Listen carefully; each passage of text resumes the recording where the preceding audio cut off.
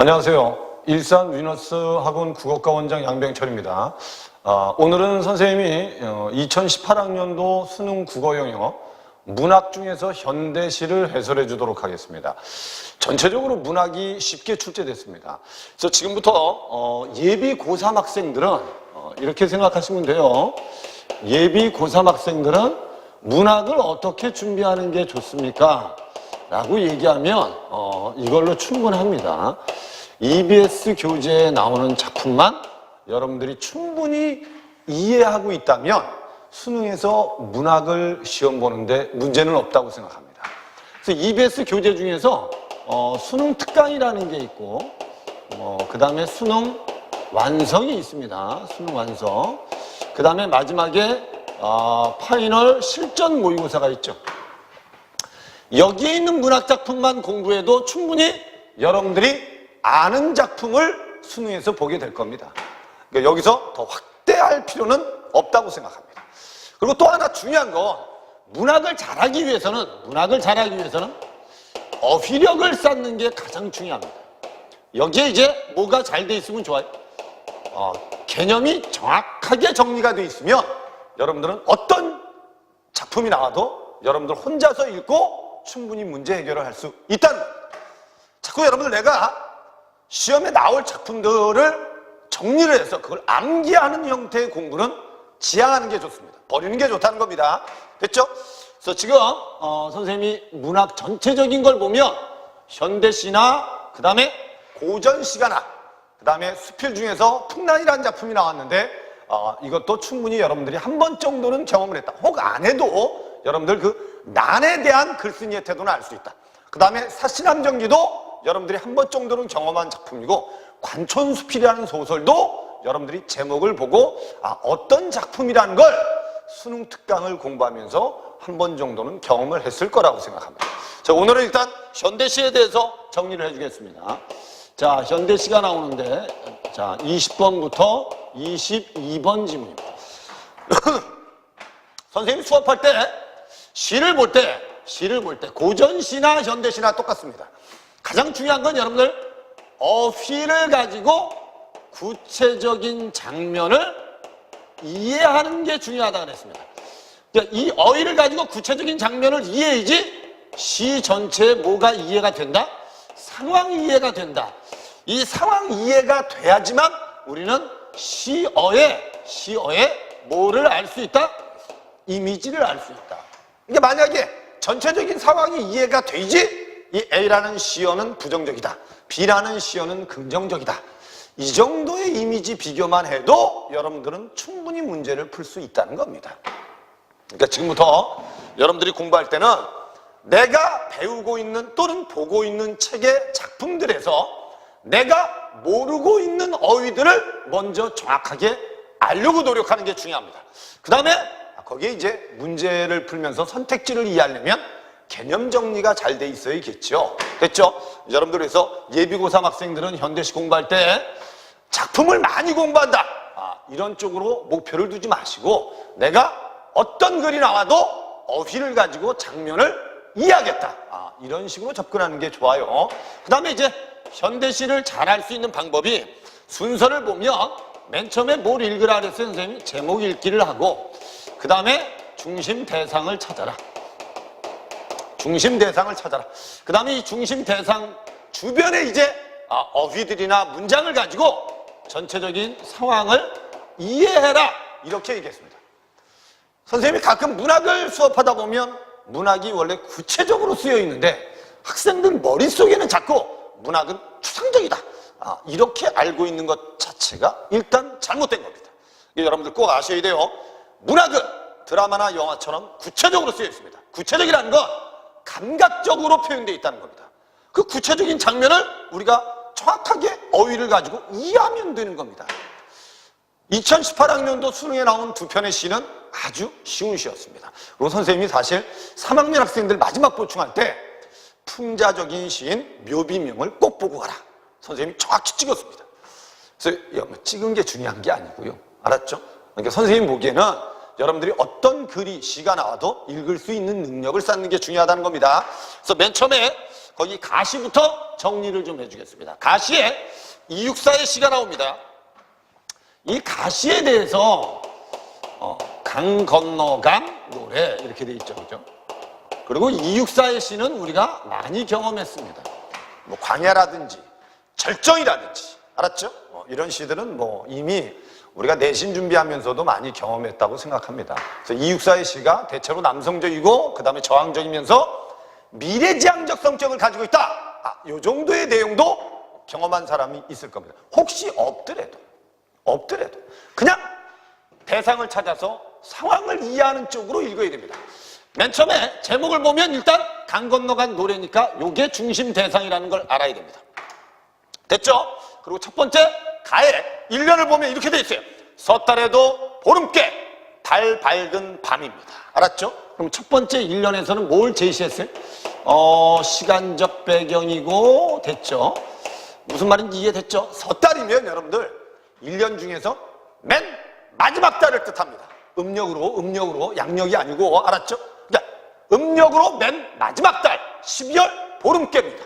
그럼 당연히 날씨가 춥겠죠. 좀 있으면 뭐가 오죠? 이제 설날이 오잖아요. 설날이. 알았죠? 그러니까 요게 섣달이란 말이 무슨 말인지를 알아야 된다. 근데 이걸 몰라도 여러분들 밑에 있는 문장을 보면 날씨가 추운 계절이구나, 이 정도는 알 수 있어요. 알았죠? 그래서 섣달에도 보름께 달 밝은 밤이다. 됐지? 무슨 각적 이미지죠? 시각적 이미지다. 이걸 내가 이렇게 써주는 이유는 이런 걸 파악할 필요는 없습니다. 됐죠? 시가 구체적으로 쓰여 있다는 걸 알려주기 위해서입니다. 시에서 여러분들 이거는 문제 풀 때 생각하는 겁니다. 여기에 시각이 쓰였는지 청각이 쓰였는지 이미지가 있는지, 됐죠? 운율이 어떤 운율이 있는지, 시적 화자가 겉으로 드러났는지, 반어법을 썼는지, 이런 것들은 나중에 문제 풀면서 생각하면 돼요. 시를 읽을 때는 무조건 내용만 생각해야 됩니다. 알았죠? 그래서 섣달 보름께 지금 달 밝은 밤입니다. 압내강이 쨍쨍 얼어서 조이던 밤입니다. 이해됐죠? 밤이란 단어 세모 쳐놓으세요. 여기 특히 여러분들 뭐가 잘 나와요? 이 밤이란 단어가 많이 나옵니다. 이 밤이 가장 중요한 단어입니다. 이해됐죠? 이 밤에 내가 부르던 노래는 강을 건너갔습니다. 알았죠? 이 추운 밤에 내가 부르던 노래는 어디를 건너갔다? 강을 건너갔다. 됐죠? 요렇게만 이해를 하시라는 거예요, 그냥. 이해됐죠? 그 다음에 2연에 가면 뭐라고 돼 있어요? 강 건너간 하늘 끝에 사막도 닿은 곳입니다. 됐죠? 그 다음에 내 노래는 제비같이 날아갔습니다. 뭐라고 돼 있어요? 강 건너 하늘 끝에 사막도 닿은 곳에 내 노래는 제비같이 날아갔답니다. 이해됐죠? 그럼 결국은 어디까지 날아간 겁니까? 내 노래는 사막까지 날아간 겁니다. 사막도 세모 쳐놓으세요. 이해됐죠? 제비는 여러분 당연히 뭘 비유한 말입니까? 내 노래를 비유한 말입니다. 밑에 있는 거, 못 잊을 계집에 집조차 없다기에 가기는 같지만 어린 날개 지치면 그만 어느 모래불에 떨어져 타 죽겠죠? 뭐가? 대상이 뭡니까? 대상이 노래입니다. 그렇지. 노래가 타 죽는다는 겁니다. 그럼 얘가 노래를 부르는 이유는 분명히 뭐 때문이라는 걸 알 수 있어요? 강 건너 못 잊을 계집에 집조차 없다기에 요게 딱 나오잖아요. 그죠? 그래서 요게 계집애가 결국 시적 화자가 잊지 못할 계집애가 어디에 있어요? 지금 어디에? 집조차 없다기에 가기는 같지만 어린 날개 이 노래는 지쳐서 분명히 다 죽겠죠 라고 돼 있어요. 이 노래가 그럼 결국은 사막까지 갔다가 사막에서 죽을 수도 있다. 알았죠? 무슨 말인지 이해됐죠? 노래가 다 죽을 것이다. 이렇게 예상을 하고 있어요. 그럼 여기까지 보면 여러분들 봐. 전체적인 상황. 지금 섣달 보름께 달 밝은 밤이야. 내 노래는 강을 건너가. 그럼 나중에 사막에 닿을 거야. 알았죠? 내가 보고 싶어. 못 잊을 계집애가 집이 없다기에 노래를 불렀는데 이 노래는 분명히 타서 죽을 것이다. 알았죠? 노래가 소멸할 것이다. 그럼 여기까지 보면 전체적으로 중심 대상은 노래인데, 알았죠? 이 노래가 결국은 사막에 가서 타 죽는다는 건 소멸한다는 거예요. 알았죠? 여기까지만 보면 분명히 무슨 적이에요? 무슨 적이에요? 비관적이라고 봐야 됩니다. 무슨 적이라고 봐야 돼요? 비관적이라고 봐야 돼요. 이해되셨죠? 근데 이런 단어를 떠올리지 않더라도 이 상황을 이해하는 게 중요하다는 겁니다. 알았죠? 그 다음에 4연에 가면 갑자기 이제 달라집니다. 분명히 이 시는 이렇게 돼 있어요. 그래, 이 어두운 밤에 내 노래는 강을 건너갈 거야. 사막에 닿겠지. 못 잊을 계집애가 집이 없다기에 노래를 불렀는데 분명히 이 노래는 지쳐서 다 죽을 거야. 됐죠? 분명히 이렇게 돼 있어요. 하지만 이게 중요한 거예요. 원래 절정이란 이육사의 시에 보면 지금 매운 계절에 채찍에 맞아서 불방으로 휩쓸려 갖고 나는 서리빨 칼날진 위에 서 있습니다. 아주 극한 상황입니다. 나는 어디에다 무릎을 꿇을 수조차 없습니다. 근데 시적 가서 뭐합니까? 눈 딱 감고 겨울은 강철로 된 무지개야 라고 떠올리지 않습니까? 똑같은 시입니다. 이거 절정하고. 내가 절정이란 시를 어느 정도 상황을 이해하고 있다면 됐죠? 이 시도 충분히 이해할 수 있어야 됩니다. 분명히 내 노래는 강을 건너서 사막으로 가지만 다 죽을 거예요. 됐죠? 근데 밑에 뭐라고 돼 있어요? 사연에 사막은 끝없이 푸른 하늘이 덮여서 눈물 먹은 별들이 조상오는 밤일 거예요. 분명히 사막은 분명히 밤일 겁니다. 됐죠? 사막은 분명히 밤일 거예요. 하지만 중요한 건 오연에 이 밤이 뭐 한다고 돼 있어요? 옛일을 무지개보다 곱게 짜낼 것이다. 분명히 이 사람은 이 앞부분에서 밤을 부정적으로 봤지만 이 밤이 분명히 옛일을 무지개보다 곱게 짜내서 내 노래는 분명히 하나는 여기 남아있지만 하나는 분명히 강을 건널 것이다. 이렇게 써는 겁니다. 그럼 이 사람은 어떻게 보면 이 어두운 밤을 무슨 적으로 보고 있어요?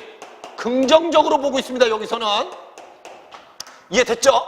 밤은 분명히 무지개보다 곱게 짜낼 것이다. 그래서 내 노래는 분명히 하나는 여기에 두고 한 가락은 분명히 어딘가에 갈 것이다. 그래서 내 노래는 강 건너 갔습니다 라고 써놓은 건 이 밤을 긍정적으로 보고 뭘 갖는 거예요? 여기에서 희망을 갖는다고 보시면 됩니다. 그럼 이렇게 생각하시면 돼요. 이 시는 분명히 화자는 부정적 현실 속에 놓여 있습니다. 그리고 노래를 불렀어요. 근데 이 노래는 강을 건너가서 분명히 사라질 수도 있어요. 하지만 분명히 이 밤은 옛일을 무지개보다 더 잘 짜내서 분명히 내 노래는 강을 건너간다는 거, 분명히 어두운 현실 속에서도 나는 절대 뭘 잃어버리면 안 된다. 희망을 잃어버리면 안 된다 이 뜻이에요. 상황을 이렇게 이해하시면 됩니다. 그러니까 맨 처음에 밤을 부정적으로 봤다가 밤을 무슨 적으로 봤다? 긍정적으로 보고 있다는 거죠. 어디에서? 마지막 면에서.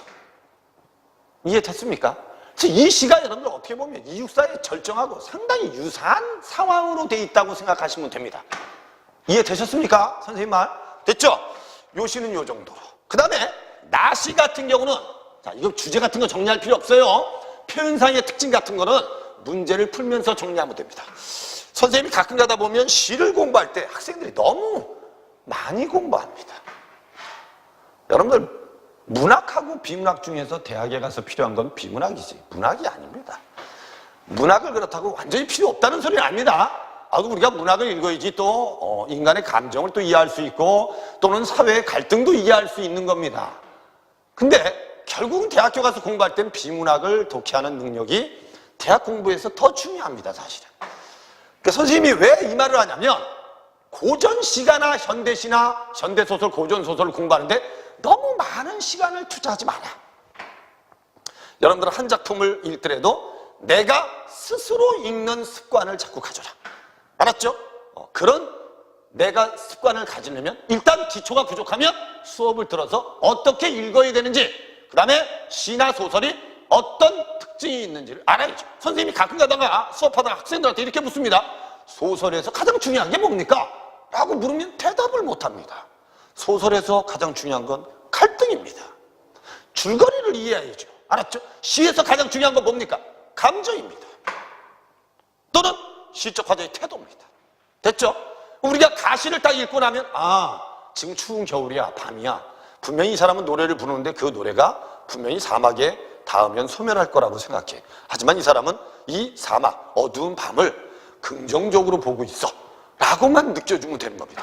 그 다음에 그 나시는, 그러니까 선생님이 얘기하는 핵심은 이겁니다. 시를 공부할 때 너무 필기를 많이 하고 너무 많이 외우지 마세요. 알았죠? 상황을 이해하고 개념만 정확히 들어있으면 됩니다. 그러니까 역설법과 반어법, 비유법의 종류, 알았죠? 공감각, 수미상관의 역할, 감정이입과 객관적 상관물, 운율은 어떻게 만들어지는지 이미지에는 무엇이 있는지를 여러분들이 개념 정리해서 정확히 알아두시면 여러분들은 문제의 선택지를 본문하고 정확히 비교해서 풀 수 있으면 되는 겁니다. 이해되셨죠? 나시는 여러분들, 자, 원래 이게 EBS 교재 파이널 교재에 있었습니다. 파이널 실전 모의고사에 풍자라는 지문과 그 다음에 묘비명과 북어라는 시가 함께 나왔었습니다. 됐죠? 그래서 거기 묘비명은 아주 쉬운 시입니다. 한 줄의 시는커녕 한 권의 소설을 읽은 바가 없는 그는 그 세모 한평생 행복하게 살았어요. 많은 돈을 벌었죠. 높은 자리에 올랐어요. 그리고 밑줄과 훌륭한 비석을 훌륭한 비석은 반어적입니다. 알았죠? 훌륭한 비석을 남겼어요. 그가 책도 안 읽었어. 이 새끼 시도 안 읽었어. 돈만 더럽게 많아요. 됐죠? 근데 이놈이 뭘 남겼다는 거예요? 훌륭한 비석을 남겼다는 거예요. 현실적으로 보면 모순적이죠? 이해됐습니까? 이해됐어요?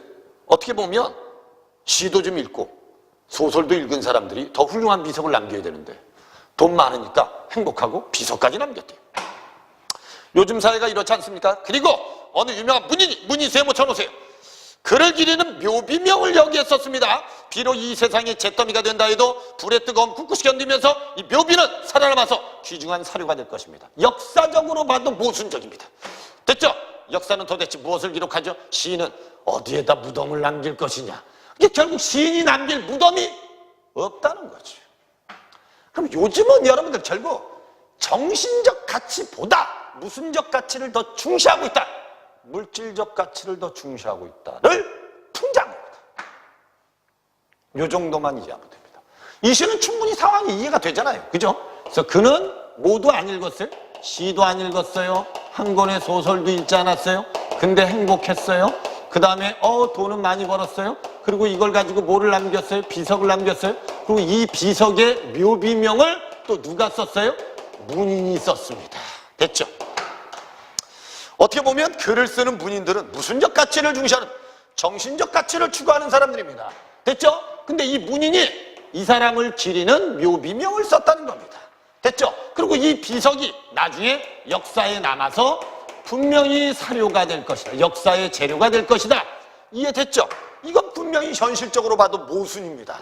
결국 시인은 시적 화자는 이런 모순을 보고 도대체 시인의 무덤은 어디에 남겨야 될 것이냐, 현실을 한탄하고 있다. 이렇게 보시면 됩니다.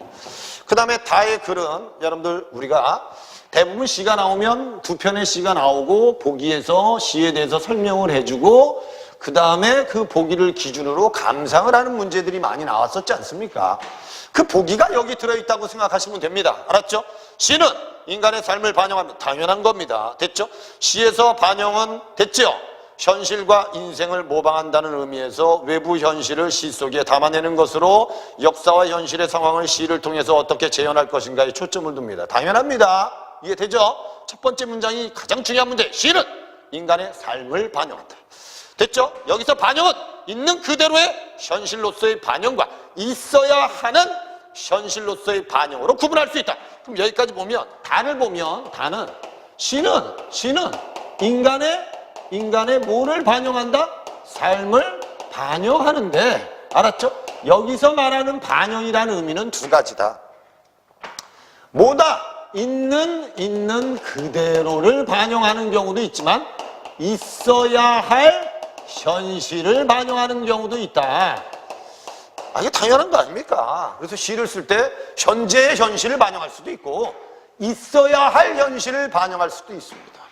본인들이 뭐 희망하는 현실이라든지, 알았죠? 또는 미래를 반영할 수도 있겠죠? 됐죠? 전자는 역사와 현실의 모습을 사실 그대로 보여주는 일상적 진실을 반영하는 것을 말하고, 후자는 일상적 현실을 넘어서 화자가 지향하는 당위적 진실을 반영하는 것이다. 이해되죠, 이거?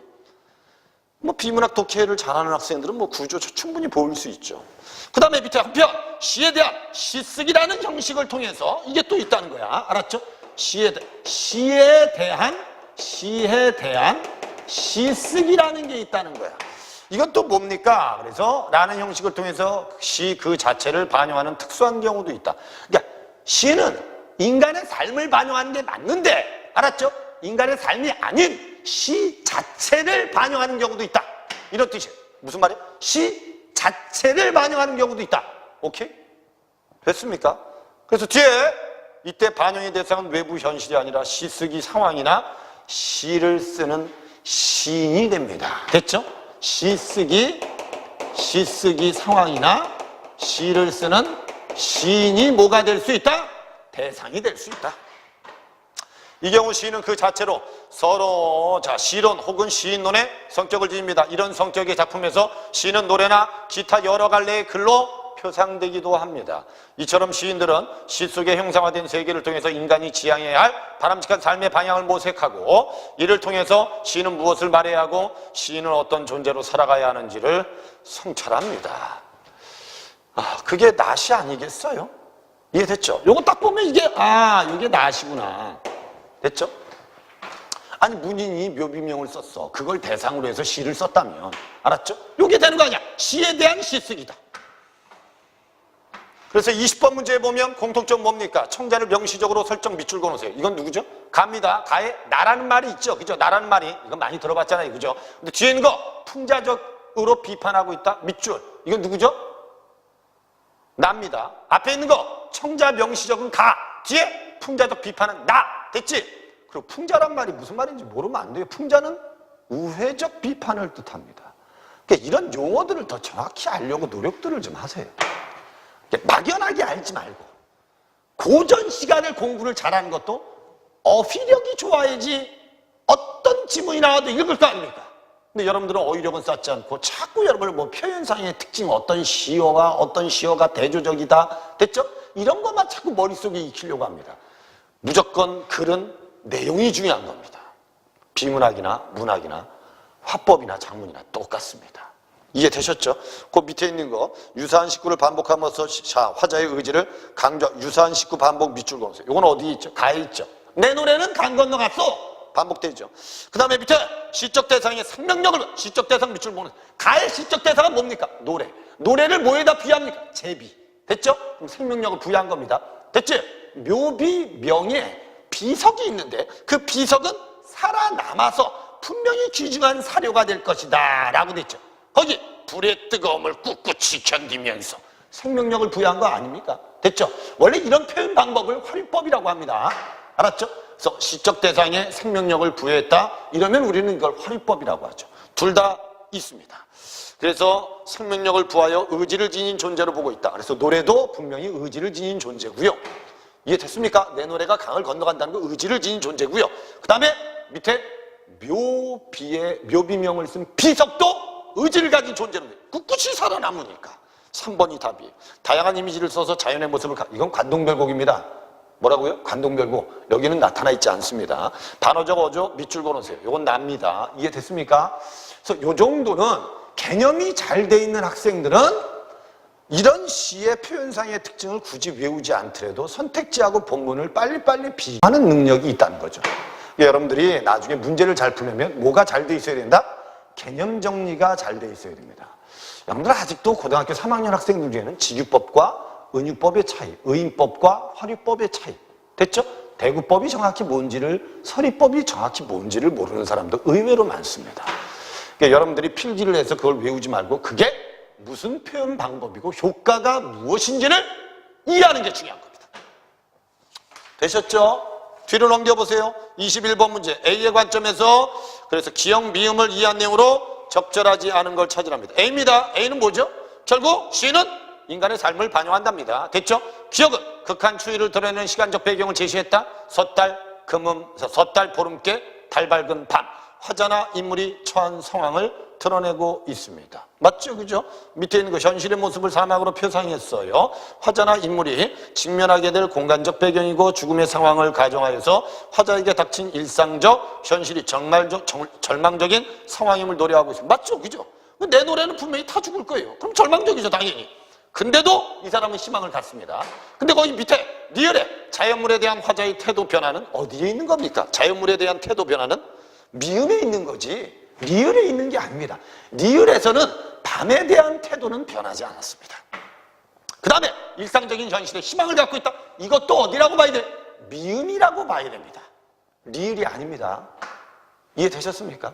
그럼 상황만 이해하면 문제를 맞출 수 있는 거 아닙니까? 밑에 있는 거 밤과 무지개의 이미지를 대응시켜서 화자가 추구하는 당위적인 진실에 대한 뭐를 담고 있다? 희망을 담고 있다. 그게 바로 미음입니다. 밤이 옛일을 무지개보다 더 잘 짜낸다는 건 밤을 긍정적으로 보고 있다는 겁니다. 이렇게만 이해하시면 됩니다. 됐죠? 오케이? 됐습니다. 그 다음에 22번 문제는 노래와 묘비명 중심 대상입니다. 이해한 내용으로 적절하지 않은 걸 차지합니다. 이건 3점짜리도 아닙니다, 사실은. 그래서 이번에 수능 시험에서 문학이 좀 쉽게 나왔어요.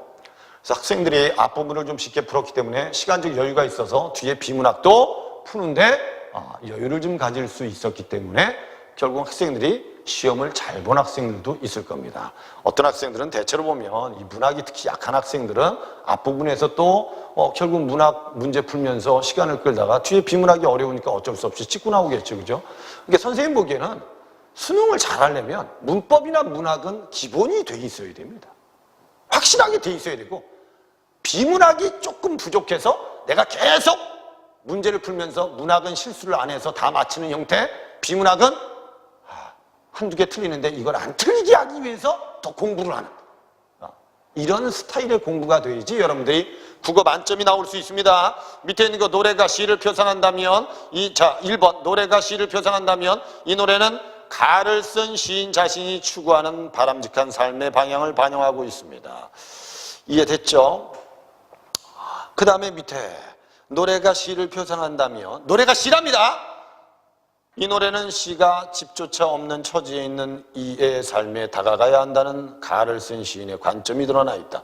묘비명이 시를 표상한다면 묘비명은 나를 쓴 시인 자신이 추구하는 삶과는 거리가 먼 거다. 됐죠? 묘비명이 시를 표상한다면 이 묘비명은 나를 쓴 시인이 시쓰기를 통해서 무엇을 기록해야 하는지에 대해서 자기 성찰한 것이다. 마지막 문장이 바로 이겁니다. 나시의 마지막 문장이. 근데 밑에 묘비명이 시를 표상한다면 묘비명은 한 줄의 시조차 읽지 않아도 행복하게 살 수 있다는 나를 쓴 시인의 관점이 드러나 있지 않습니다.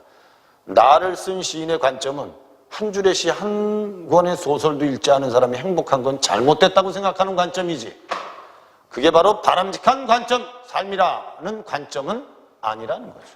이건 거의 답이 손들고 있다고 보셔야 됩니다. 이해되셨습니까? 그래서 선생님이 얘기는 마지막 결론은 이겁니다. 시를 잘하려면 내가 일단 개념 정리가 잘 돼 있어야 되고 어휘력이 좋아야 됩니다.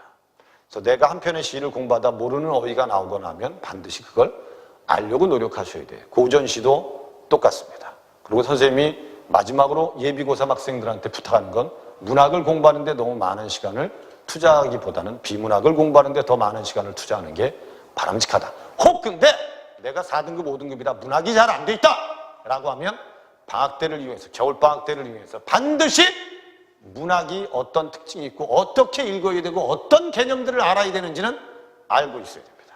그래야지 3월 달부터 여러분들은 문제를 풀면서 막히는 게 없을 겁니다.